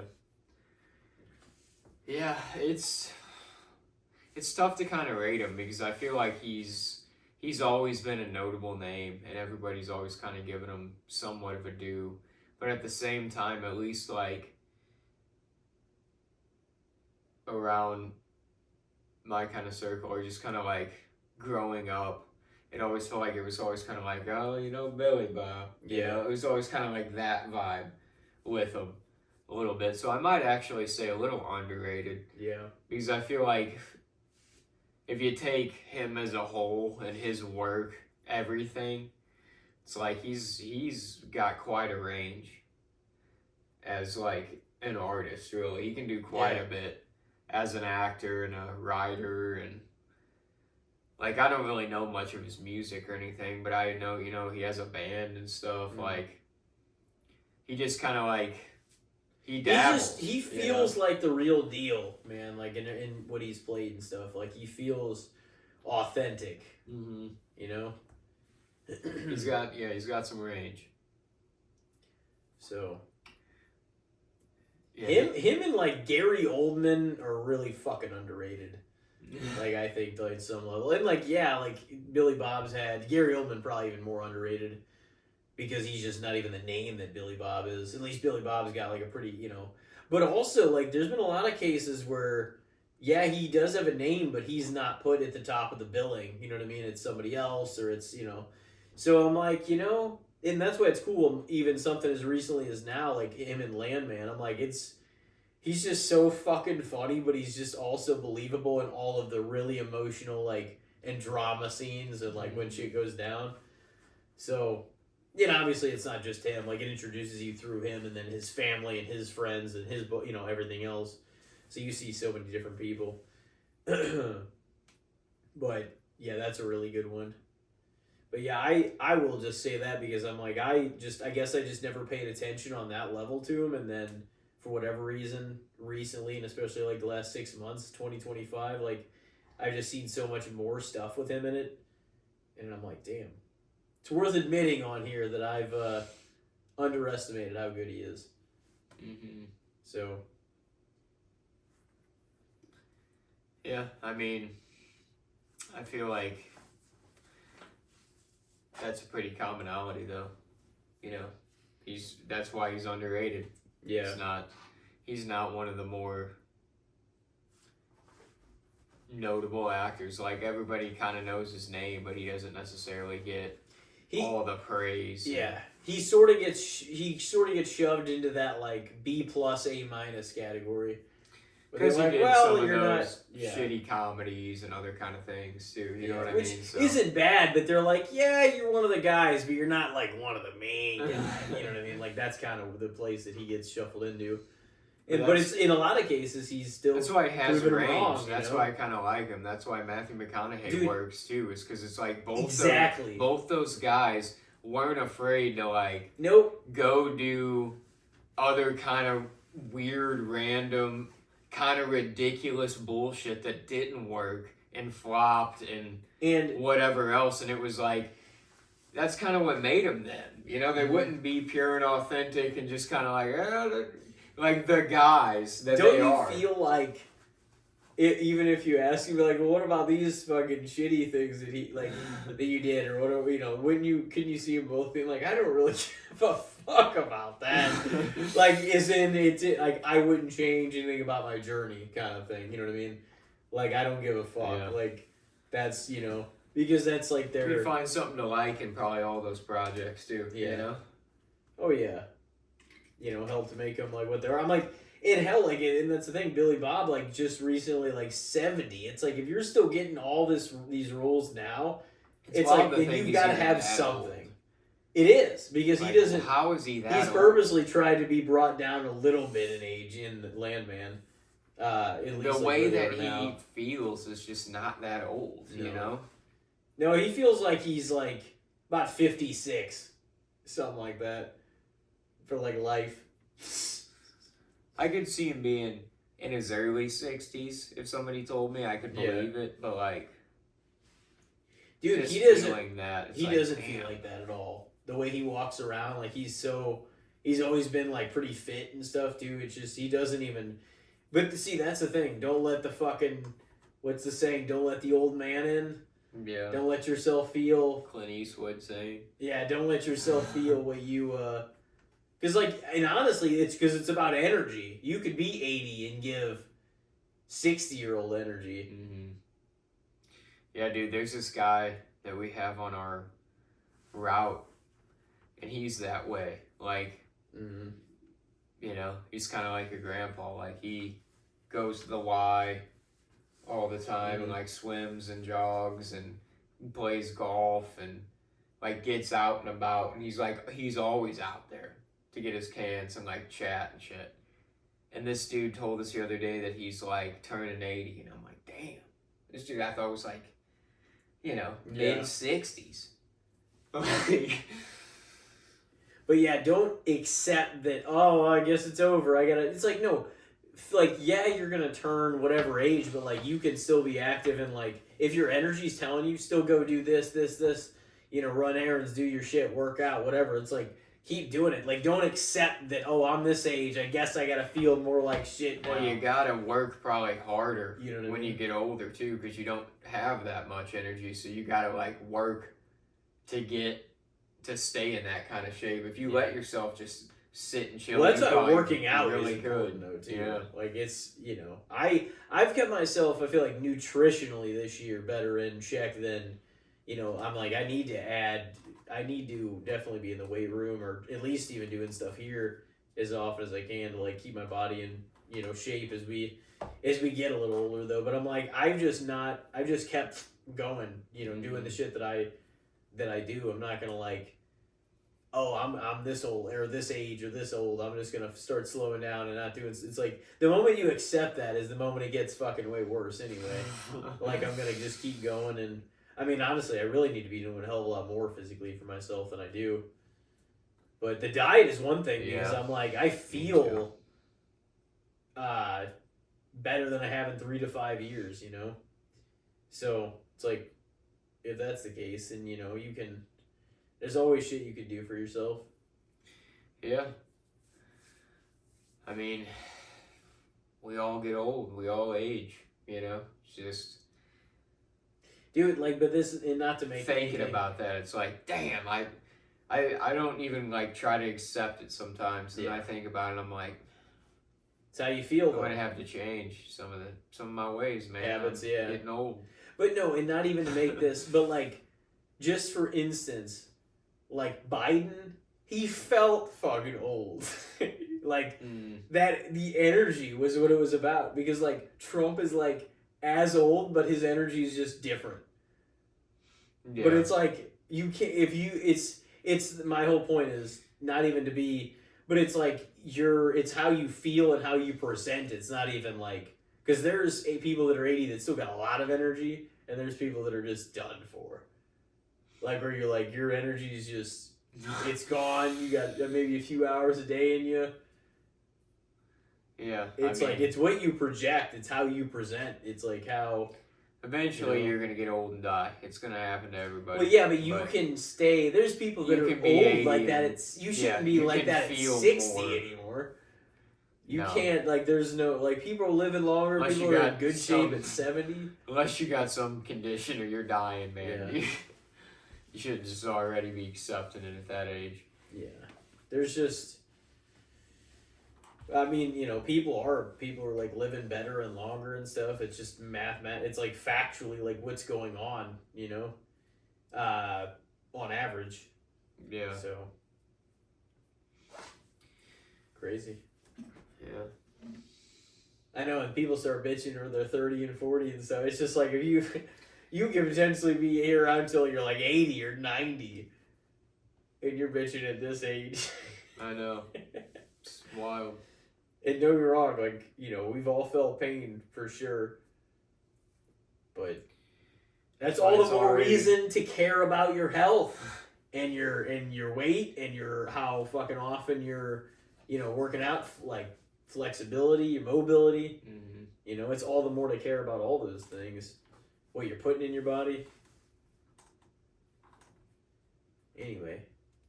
What the fuck were we talking about? Bob Thornton. And we said okay. Underrated. All right. What do you got for me? I'm assuming you've seen all of it. I'm sure you probably have. But what is your opinion on season 1 of Welcome to Derry? I'm actually not all the way caught up. Okay. Well, then what is your opinion on season 1 of Welcome to Derry? So far with what I've seen, probably fair, because it does have a good amount of viewership. People are tuning in. I'm a few behind, but I have watched a good amount of it. I think it's supposed to wrap up by the end of the month, or is it already wrapped? It's wrapped now. Okay. Yeah, I'm definitely a few behind, but I'll just binge them all probably in one day. It's what's gonna end up happening, I'm sure. But yeah, I mean, it was fun to see what it would be like if you exploited that world a little further, but. It's kind of like what we were talking about. Like, one of the downsides is potentially that mystique being a little bit taken away because you're digging into roots like you've never explored before, like a lot of prequels. So, that's the trade-off, that's what you're giving up. Yeah. But I would say with what I've seen so far, I mean, it's probably pretty fair. Like, it's interesting, and I'm kind of curious to see how the rest of the season goes, because I have no idea right now. I've avoided spoilers, though. I haven't seen anything, so yeah, I'm curious to see how it goes. But I do think fair, because I think it's gotten quite a bit of praise, And I think it's also pretty early on. Like, if they do a few more seasons, we'll see how these go, starting with how this one I personally have to judge it whenever it wraps up, or whenever I get to the finale. So, yeah, that's what I'm going to go with. Yeah, it's definitely well done. I think that, like, some of the visual and, like, some of the moments with it, or Pennywise, even himself, within even this season of the show, I'm like, that was probably some of the most intense moments with this character that we've seen on film, like, ever. Pennywise. So in that sense, I think that it's really cool that we're getting this series, because we're just seeing some wild shit take place within that world from previous eras that we would have never seen. So that's, like, really neat. But yeah, it is kind of like exploiting the unknown. So once you do that, you can't kind of, like, take it back. So there's always the give and the take of it. But yeah, I'm enjoying it. There was definitely elements of the first season that I'm like, I didn't really care for that, or that could have been better. Like, some of the stuff with the military, specifically, I won't, like, give anything away, but I was just like, I don't know. Like, just the believability of some of that storyline, I guess. But, yeah, like, I thought it was really cool to see Dick Halloran too, because he was in, with the crossing. He's probably cool. Like, honestly, one of my favorite characters, if not my favorite character, within the whole season.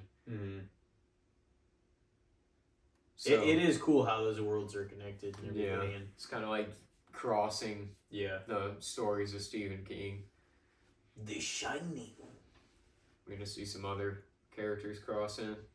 Maybe. But yeah, I'm enjoying it. I'm excited to see it go even further and further back. That'll be interesting. But yeah, you'll have to let me know when you're caught up. I know I need to get there. I may right after this season kind of commences. Yeah, that's what I might do. I figured I was like, 'cause I'll have a few to watch, but I'm like, I need to just do them all in one day probably. Be totally caught up. Is it time for my second one? I don't think we've ever talked about this on here. Don't even know if it's really been mentioned at length before. Something I personally feel is definitely doesn't get enough love for how good it is. Red Velvet Cake. Cake and cake products, like red velvet, really all doesn't. this stuff. It doesn't, and it's so good. It's kind of like you see it pop up. Like, I've gotten even the ice creams, like the red velvet cake and ice cream, and that's fire. The cake balls, sometimes those are at gas stations, and I'll buy them like in the red velvet ones, and I'm like, oh my god, these are good. Yeah, the red velvet cake is so good, but you don't ever see it as an actual cake option at, like, a party. You know what I mean? No. It's not gonna be there, but they pop up a lot during, like, Valentine's Day. Red velvet cake probably that's when they have their fucking season. So it should be more often than that. I mean, you can get, like, pieces and things, but they're most prominently for sure during Valentine's Day. They're so good though, man. Like, they're just not at all getting the love they deserve. No. Yeah, I enjoy red velvet cake cookies too. Those are good. Yeah. My dad was always a big German chocolate guy. That was always another kind of, like, underrated. Like, you never really... Like, he wanted that cake for his birthday, but I'm like, you're never seeing this. You know? Somebody, like, the idea of the red velvet cookies with white chocolate chips, that was a good idea. Like, that combo together. Yeah, red velvet, something about that, I think it's just the way that cake looks too. It almost makes it feel like it's more moist. You know what I mean? More, like, spongy. Somebody should make, like, a red velvet cheesecake ice cream. Oh, red velvet cheesecake, man. Yeah. Yeah, underrated on the red velvet. That shit is, it's so good. Because that's what I want my birthday cake to be. Everybody's had it, you know. Everybody likes it, but nobody really gets it for events or things. You know what I mean? You get it maybe for a Valentine's Day something.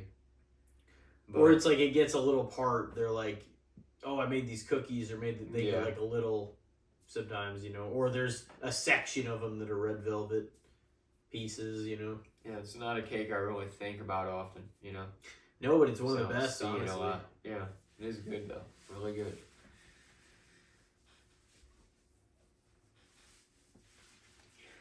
All right. I am up, right? Yep. Well,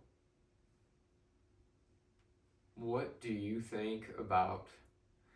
This is kind of an interesting one, because we talk a lot about the Christmas season, holiday movies, holiday songs, things we like to do during the season, like our love for it in general. But what is your overall take? Not even anything taken into it on a religious standpoint, anything like that, but like, what is your take on the actual Christmas day? Do you feel like it's like, have you always felt like you're cool with Christmas Day, you like it, you enjoy it, it's nice, or do you feel like you're kind of like bummed out and let down because it's a letdown for the season because there's just so much of an awesome season and build up to that day? I don't ever feel like it's been like a letdown, I wouldn't say. I mean, obviously I had some of my gripes growing up about, you know, having to like celebrate in one place and then jump from one to the other kind of thing. But at the end of the day, like, I still enjoyed my Christmases and stuff. Like, it just, you know, there were elements of that were like a little deflating, as kind of like I mentioned before. But even then, like, you know, it all kind of like led up to that day. But as me and you have talked about before, we've talked about with people on here, you know, especially once you get to a certain age, like, you can kind of do things to manipulate, you know, your surroundings and like the sense and the season, and like, you know, to make yourself kind of feel it for a month or two or however long, like, you know, as long as you want to kind of embrace it. Mm-hmm. Just so it's like, yeah, that day is the culmination of it, and like as a whole, it doesn't get any more Christmas than Christmas Day. I mean, Christmas Eve and Christmas Day, you know. But I've never personally felt like it was like a letdown. Like, we've always had plans on both or done something. You know, there's always been something and a reason for like what we do on Christmas Day. And Christmas Eve and Christmas Day definitely have a level of just, it feels, there's just a magic there, you know what I mean, to it, to like the days, and they feel different, they feel special, and like they feel significant. And yeah, some of that has been back and forth and waned maybe at times, like for us, I'm sure, into adulthood, and, you know, we're not kids anymore, and we've had you know, sometimes it's not even cold out on Christmas, you know, but there's always things that keep it intact, you know what I mean, on some level or another, even if it's more or less on certain years, you know what I mean. So I've always still personally like loved Christmas Eve and Christmas Day, and, you know, some of my great memories growing up were on one or the other or both, you know what I mean. Yeah, and same here. There's nothing that is going to make me not like or appreciate that or look fondly in remembrance of those memories, you know, especially with like a lot of people that aren't here anymore. And, you know, so ultimately, like, I always still will love Christmas Day and, you know, Christmas Eve too. But I mean, I don't know how I would judge that exactly. Like, I mean, because I feel like the perception still is everybody knows, and like, sure, different people have various plans depending on, you know, what your situation is or whatever. But typically that is the day, and or Christmas Eve as well. People actually celebrate and they do something big, or you know what I mean. So it's the gathering day, and so those days always have a significance, like a significant force, almost like around them. Like they just feel like you can pinpoint the Christmases. You know what I mean. You can't always pinpoint other things throughout the years.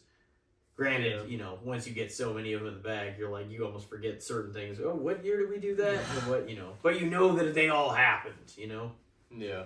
But they're an easy to identify big point in the year, both the 24th and 25th every year, Yep. Yeah, I would agree. I feel like nostalgia-wise, like growing up, the big Christmas Eve with the families every year for a long time. And I mean, Christmas Day was always awesome as a kid, waking up and presents and Santa and opening all your stuff and messing with it all, and, like playing with it. And it was just like, so many positive memories attached to those days. Even if as a child, it's like, you're so disappointed when it's over. Like, looking back on it, you don't remember the disappointment. You remember the happiness and the excitement of those days. So yeah, I mean, I would agree. Like I've kind of even said with Christmas and with Halloween on here, like, as an adult, I definitely indulge more and like have more joy and fun within the season, typically, than the actual day. But that's no hate on the day. Like, I still love the day, the actual holiday of both, and try to do a little something on it, but a little something special or whatever. But it's like, just as an adult, like, the seasons of both of those is just such a enthralling vibe. You can just get captivated in it, So that's what I guess it is. It's like, I love the indulgence of the season and like how much it means to me, but I never. Yeah, it's disappointing when the day's over, but it's never not worth it. Yeah, well, and the thing is like it's coming whether you want it to or not. Like the holiday and the ending of it, Yeah. So, it's the culmination, and like it's going to kind of put you on the send off either way. Yeah, you can kind of try to embrace it, leave your Christmas tree up till New Year's, like I usually do, and all of and all of the above, and like, if you want to watch a few things here and there still, but it's just like, it ends, and then certainly by the next year, it's over and stuff, and you gotta, there's just, you need to take your stuff down by then and be like, all right, that's just generally what most people do, at least. But yeah, I mean, it's coming either way, but I don't know, I've never really felt like it was a disappointment, like in that sense, because it's the culmination, and generally you get back with family and people, you might not have seen a little bit too. So, yeah, I've always enjoyed them. Same. So, well, what do we want to do? What are you thinking? What do we got here? Oh man, yeah. I mean, let's just take a few minutes. We'll just, I mean, we don't have to throw one out there. Do you want to? We get thrown off to the next guest episode too. We still got one more in the month, in the month, but also the year of 2025. But this will be our last solo of the year. So, in that case, ladies and gentlemen, I just want to say thank you very much for tuning in to all these, especially our solo episodes, which we started the first 9 episodes before we had any guests on.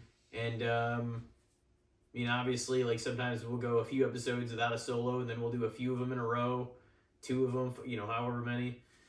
But yeah, I mean, we put a lot of work in, Yeah. Showed up, gotten together, got with guests, Yeah, I mean, it's certainly thank you for, I mean, all of them for sure, but especially even the solos, because it's like, those are even a little more of like a personal passion project mission, you know, because those are just kind of like putting out our own episodes, you know. Like it's always awesome. I'm very grateful for all the guests we get in here. Oh yeah. You know, and they definitely bring more eyes and more attention onto us. But the fact that we're 100 solos deep now just shows that it's like, damn, we've even done this many just us. Like many, yeah. Well, and like that all started with like our passion for like movies and shows and wrestling and music and all these other things, sports. And even like the friends that we have and a lot of the people that we've both like grown to know, but it's like there's so much that's rooted in like all of that just taking off and trying to project all of our points of view and our fandom, and you know, from time to time like there's life stuff that gets involved as well, into like one medium, you know what I mean? Mm-hmm. And to like put it out there. So it's like it's always been fun to do that. Like the first time that we were trying to do it, and it did not go seamless, and of course that's not the one that we ran on once we started the official casting spotlight, but rather gave a shot to later. Yeah, we were. It was a great conversation, but we didn't even. But the audio is messing up, and that's what's funny. A couple episodes before we even released one. Yeah. To this day, the first episode in this whole thing has never been released. So the second episode's out there. Yeah. Because I was able to revive it at like once we got to 7 or 8, I was able to find 2 and then release it. So then it's kind of like whenever you look through, it's like 7, 8, or 7 and then 2 and then 8 or something like that. But yeah, we were able to get that one out. So yeah, 6.5 years plus running now. So thank you, ladies and gentlemen, for listening. Thank you. Obviously these solos, like we've had such a split ratio at this point, like it's damn near 50-50 even after all these times. So, you know, we wouldn't be even close to the number we were unless we were putting in a lot of the work that we put into the solos. Yeah. So they definitely give us a chance to offer our perspective. It also is a point to like, you know, reflect, but also like set us new after, say, we've had some guests on, you know, go over some events that just happened. Wrestling stuff, put out fresh content and fresh perspectives and everything too. It always, it's, you know, stay up to date on the things in our personal fandoms that are happening, because there's always things happening within, you know, movies and wrestling and whatever all the things that we're into for the original reasons we started this podcast. Like, there's always new reasons to hop on and talk about those things. Yeah. So. No, there is. And that's the thing, is like we can get deep and tell so many stories, but it's like as we're even filling in background and shared experiences and lived events that we've been through too, there's all this new stuff happening around us. So there's always fucking more to talk about. Yeah. And I mean, if we went certain directions, I'm sure, because it's like typically we just go into like, we dabble in a lot of areas of conversation, but we'll go into one overall, like, you know, tonight was a very Christmas themed episode as the Christmas special, but we also went into some others too. But it's like hyper fixating on some, like, kind of keeps us level most of the time to that thing. But man, there's so much else we could always talk about, you know. Yeah. But yeah, I am grateful for still being able to do this 100 through, sitting with you here every week. Yeah. Fucking getting it done. It's been a great time. Honestly. Oh yeah, it has. So. It's been quite the journey. You can honestly listen to the journey throughout the episodes. Like, there's the quality of the episodes, how they sound. Oh yeah. The equipment. They sound much better than they did. It's been a journey. The end of 2025. Merry Christmas, everyone. Yeah, Merry Christmas, everybody.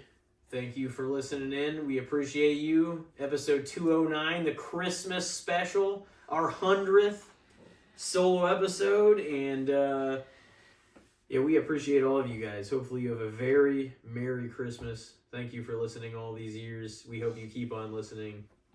Yes. And we will see you on episode 210 when we close 2025. Until then, have a great and beautiful holiday. Merry Christmas. Take care of yourselves, each other, your families. And we will see you next time.